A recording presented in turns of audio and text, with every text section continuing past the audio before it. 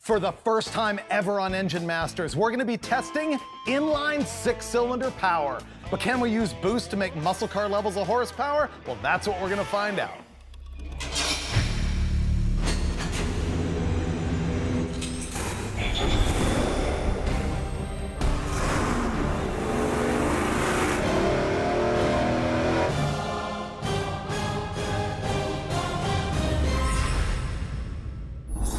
You asked for it, you got it. We are testing an inline six. Now, everything we've done on Engine Masters so far has been V configuration engines, and this time it is an inliner, meaning the pistons are all lined up right in a row. Now, you might not really be familiar with this if you're like a later model performance enthusiast with LS engines and Coyotes and such, but if you're a Cummins guy or a Toyota 2J guy, those are also inline sixes. But you may not know that this configuration dates back to the dawn of time. And in the 40s through the early 80s, they were really the baseline engine for every standard mundane grocery getter.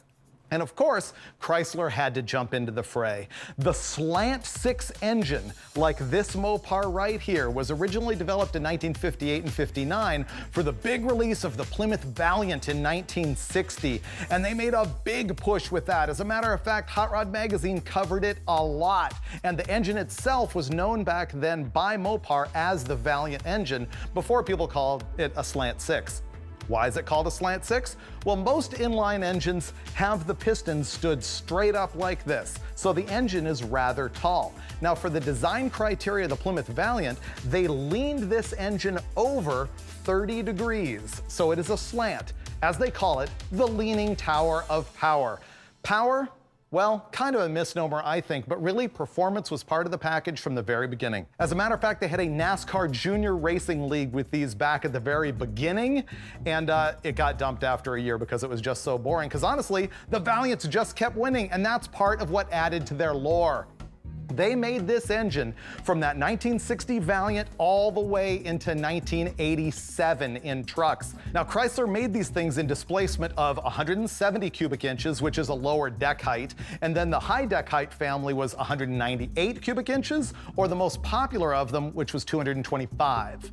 Now, if you're a Mopar guy, you know the Slant 6 and you defend it to the death as being the most reliable, awesome inline six ever. They say when there's a nuclear holocaust, like is gonna happen in 2020, the only thing that's gonna be left is roaches and Slant 6s. The thing I will say though, is I believe the Slant 6 is vastly overrated. Yep. I said it out loud. However, I admit that Dulcich has put together a beautiful example. This thing looks rad. The thing is, he did it to try and exceed the horsepower of a 1968 or 1969 383 V8 Plymouth Roadrunner. Can he do it? Well, I present Mr. Steve Dulcich to tell you exactly what his plan is. My Slant 6. Now, this engine came out of my 1968 Dodge Dart hardtop, and it served me really well for a whole number of years. I don't know how long, but the only thing is it was pretty worn out, it was very greasy, and maybe even slightly underpowered. Now, the engine was a remanufactured unit. It's not original to the car. In fact, the block is from 1984. And as an 84 block, it came with a cast crankshaft where all the earlier engines had superior forged crankshaft. But I was doing a basic rebuild on the short block. I used stock replacement style sealed power pistons, and I used factory rods along with the factory crankshaft. The only really trick thing in the block is the camshaft. It's a Howard's cam with 220 duration on the intake and the exhaust and 473 lift.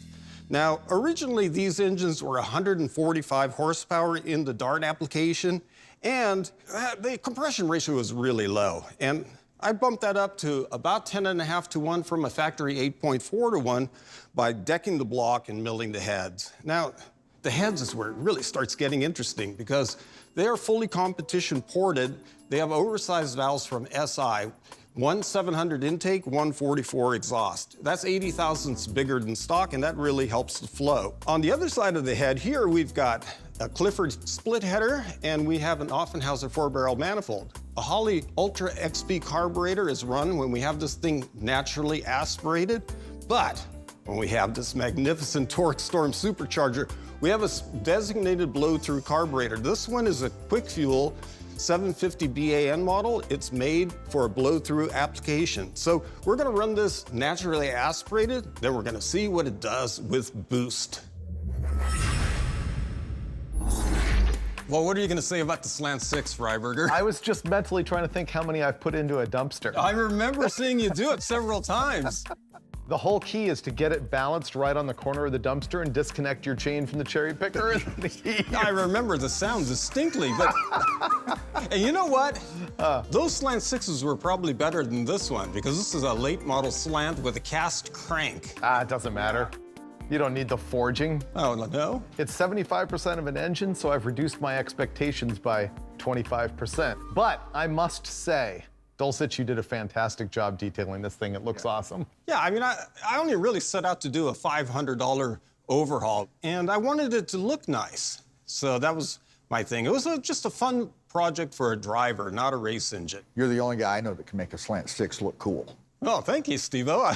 I consider that a compliment. I actually do think it looks cool. Those are the ones we laughed at in high school. Oh, I know. That's when you knew he was driving his sister's car. To be honest, I remember going to the junkyard and opening a hood on a car, and if I saw a Slant 6, it actually disgusted me.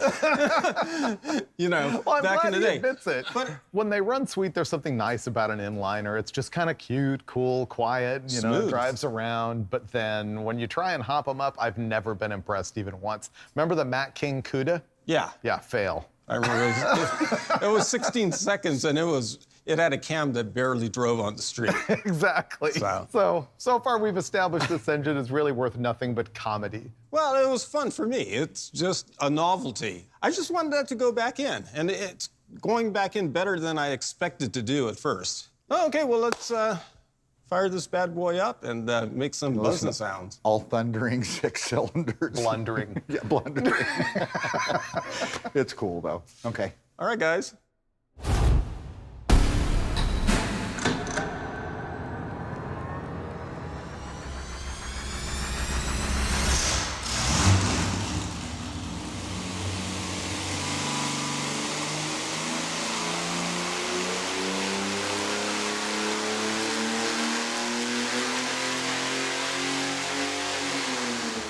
Oh, that was it?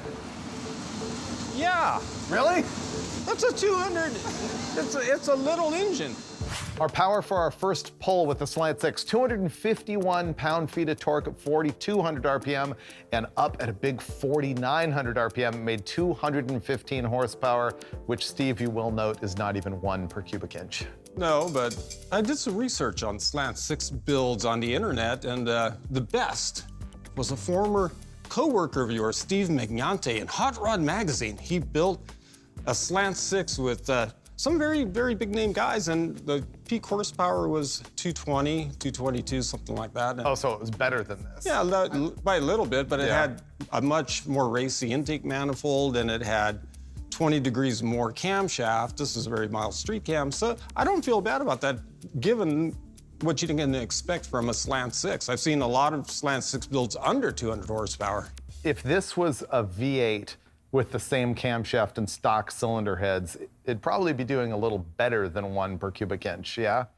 I'm sure I remember what camshaft is in it or how much duration there was. This Do you is recall? 220 at 50. Okay. Yeah, so you Solid flat, so.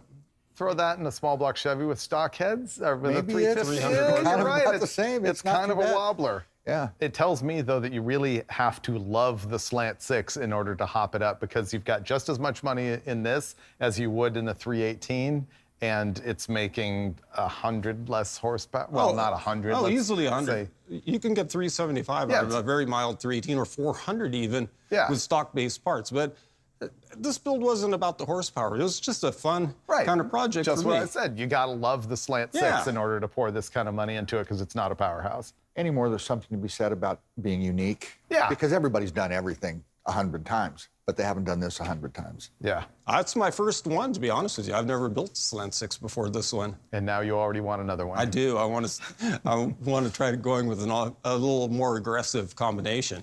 Okay, so I think performed as expected. So we got to go to the next step, is find out if we can turn it into that other 25% of an engine with boost. Okay. Steve. That always fixes it. Don't blow up my Slant 6. Oh, I'm not going to be blowing it up. You have to put the blower on first. Then you'll take care of it. I will take care of it and be very cautious and caring. Okay, thank you. So 215 horsepower. Now we're going to go see if we can step that up with supercharger boost. Torque storm, here we come. Let's go.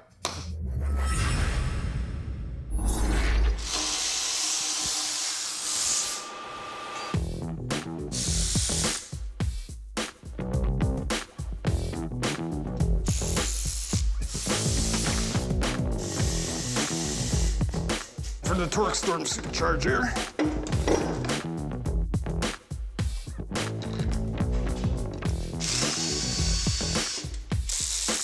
Still see a little torque step there.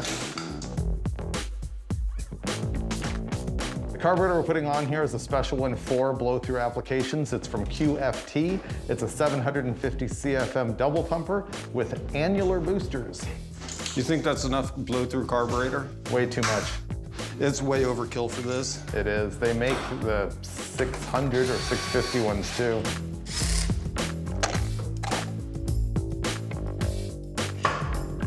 So what we have here is a centrifugal supercharger. This is built by a company called Torque Storm, and they provide you with the whole kit for a Slant 6. The mounting bracket for the supercharger itself, the pulleys that go on the engine, the tensioner, the blow-off valve, the whole 9 yards. The whole idea here is to add pressurized air into the engine, thus giving more horsepower.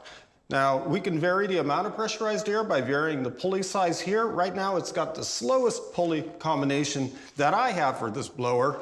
So that's gonna be the mildest setup, and we're gonna go into the dyno cell and see what it does right now. And as simple as that, we are supercharged. Now, I know that you gapped the rings for boost, but it's still cast pistons, so I'm guessing that Steve wanted to pour some gnarlier fuel in the thing. What we had Troy put in was 116 maximal. It's just a safety thing. I've never really seen a big difference in using less octane than more, you know, from a power standpoint. So for me, it's just be as safe as you can. You always go right to the bottom of the page on the octane, I know. Well, it's just a safer way to run the things. I mean, with a cast piston, it scares me a little bit, even though there's not a ton of boost, but it still does. But it's just a safe way to run. So it's a Sunoco 116. Right. Yeah. Okay, I'm safe with that. So we got that Sunoco 116 in it, but I think we are also retarding the timing, right? So it actually surprisingly only wanted 30 degrees total timing, normally aspirated. We did some timing sweeps, which tells me the combustion chamber is not horrible. It's a really long stroke and a really small bore. So that'll certainly affect it. Yeah. It's not a ton of boost, you know, it's not, well, we don't think it's going to be a ton of boost, but I'm thinking we pull it back 4 or 5 degrees. On any forced induction engine, the combustion is faster because it's a higher pressure.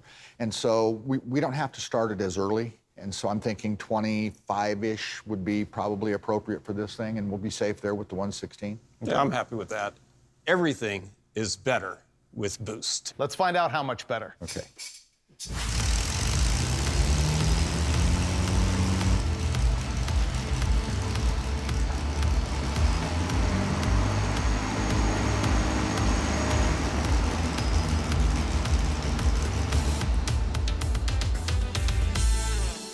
So we have the Torque Storm installed, we've got the Sunoco 116 gas in the tank, and Steve just pulled back the timing a little bit. We're ready to make our first run with boost.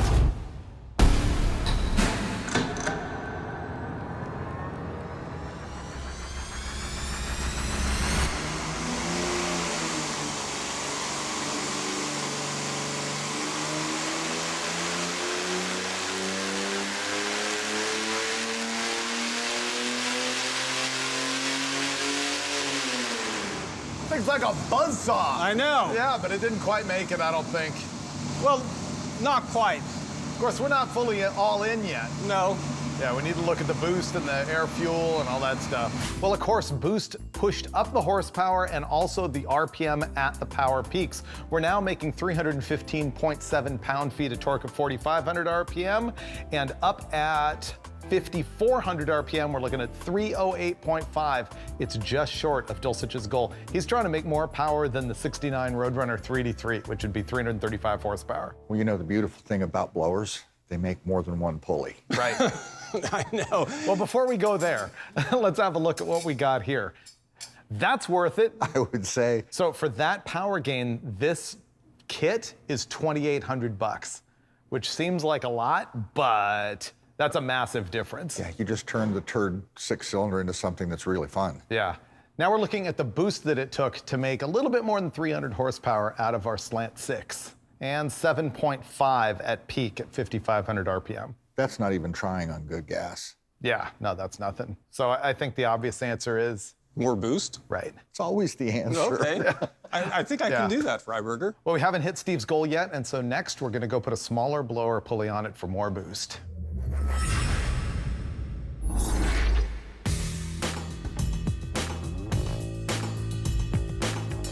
As a tech tip, I believe you always want to anti-seize the pulley to the shaft on these centrifugal blowers, otherwise they wobble a little and like weld themselves together.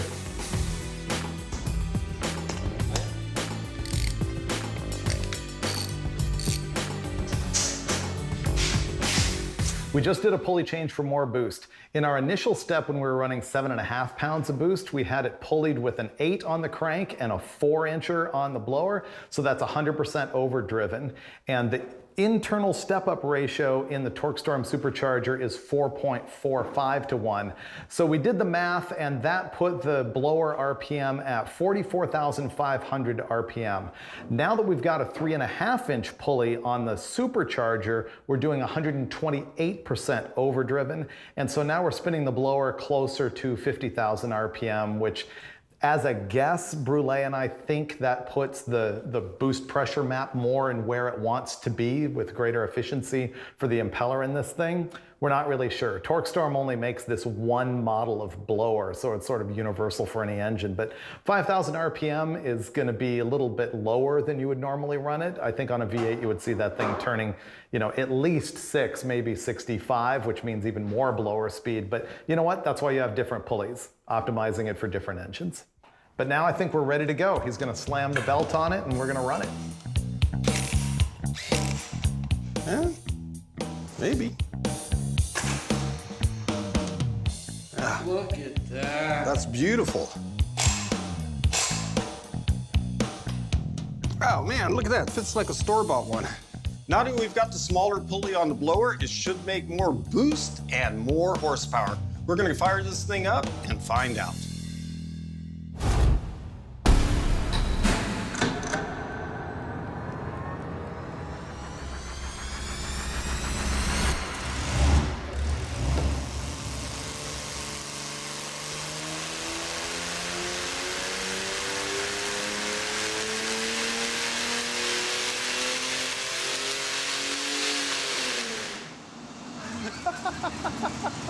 Oh, man. We're not sure what just happened. We'll wait to see the actual data.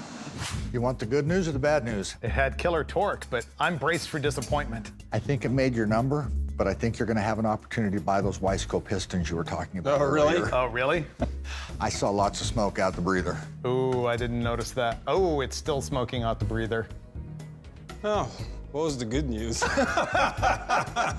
It made the number you wanted. No, I saw the torque was coming in pretty hard, and the thing is, I couldn't stand it. I literally looked away. I couldn't watch.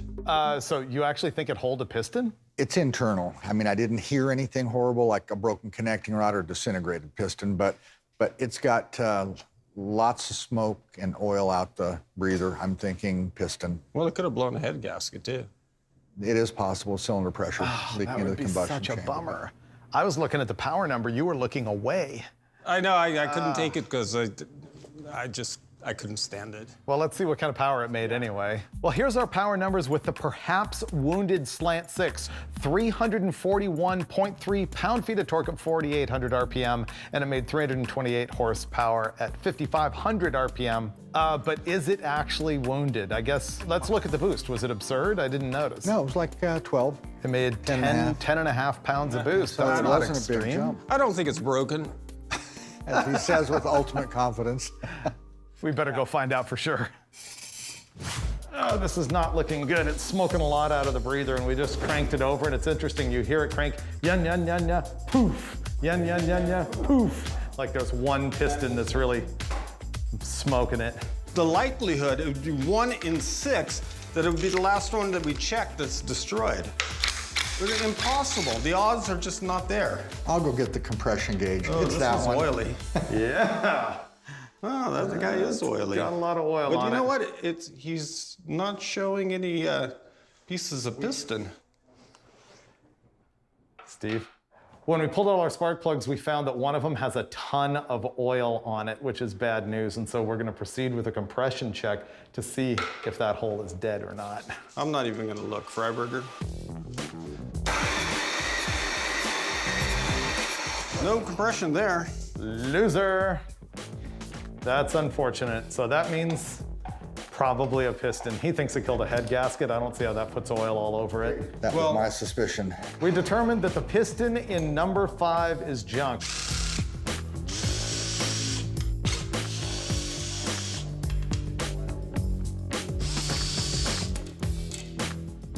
Are you taking that off? You have chunks? What is that? It's a blown head gasket, Steve. What, you see it? Yeah, right here. Well, that's the best possible answer. Yeah, so this is the best possible news. It actually blew a head gasket, and the reason it did not show on the other 2 cylinders is because it blew straight out this way, which on the Slant 6 goes right into the crankcase. So, and there's no water there either. No. So that's an easy fix. Good. It lived to fight another day. Boom. The Bro shake. Well, our failure point was way better than expected, or better news. This is a Slant 6 head gasket, just like the one Dulcich used, and it blew out right there, which goes right into the crankcase. What's the story? You know what, Freiberger, I actually agonized over the head gasket when I was putting that together, because the directions on this, and this is a stock replacement head gasket, nothing special. It doesn't have the wire reinforced fire ring, which would help seal compression. And there's only 4 fasteners per cylinder on the Slant 6, and they're puny 7/16 bolts, so not very good clamping. And I was going to use a little bit of secret sauce on it and do a little bit of this and that, and then, you know, it was late at night, and it says use no sealer right on the gasket. So it swayed you? I was like, you know what? I'm just gonna slap it on there, and I brought the extra roll with me just in case, even though we don't have time to swap it or all the right stuff. It wasn't a big shocker, to be honest with you. Well, you did call it. I mean, we were worried about the piston and everything. He said head gasket right away. I'm never that lucky. So yeah. That's why I said piston. Right. So that's really good. I guess that is the good news and the bad news, is that it's broken, but it's not that bad. Of course, the other bad news is it didn't quite make the power you wanted. But then we come back to more good news. 3 more pounds of boost did that. The red lines are when we had 7.5 pounds in it. The black lines are when we had 10.5 pounds at peak. So actually made a significant difference. It's hard to say. I mean, the head gasket might have started, you know, seeping a little bit of compression juice. Like right here? Yeah, 4,900 or so, because if you look at that curve, it starts converging back in towards the other one. So I'm gonna rest my laurels on that. And also, I did a little bit of research, and, you know, my bogey was the 383 Dart, because that engine goes in my 68 Dart, and in 68, the top engine option was the 383 with 300 horsepower only. Only 300? And 280 in the 67 380 Dart. 383 Dart, yeah. Because they had that crimped down exhaust manifold on the left side. That's exactly what it was. But so your bogey was not the 335 Roadrunner motor. It was the 300 horse Dart engine, and you got that by 328. So in the end, a broken engine, but an easy repair, 328 horsepower, squeaking by Dulcich's bogus standards for his goal, which is kind of what we do every single time on Engine Masters. Have you ever built a Slant 6? I'm not sure if you could call it building it. I took the pistons out and ridge reamed it. Oh, yeah. Because I couldn't get the pistons out. And I wasn't all that familiar with ridge reamers at that point. I was still in high school, so it might have been just a little overboard on the top quarter inch, maybe the 100,000s. I kept it high enough where the rings didn't pass it. Okay. Yeah, it was bigger. I just call it port relieving the cylinder walls. Yeah, your crevice volume was... The guy I worked for at the Conoco gas station at the time was not impressed at all.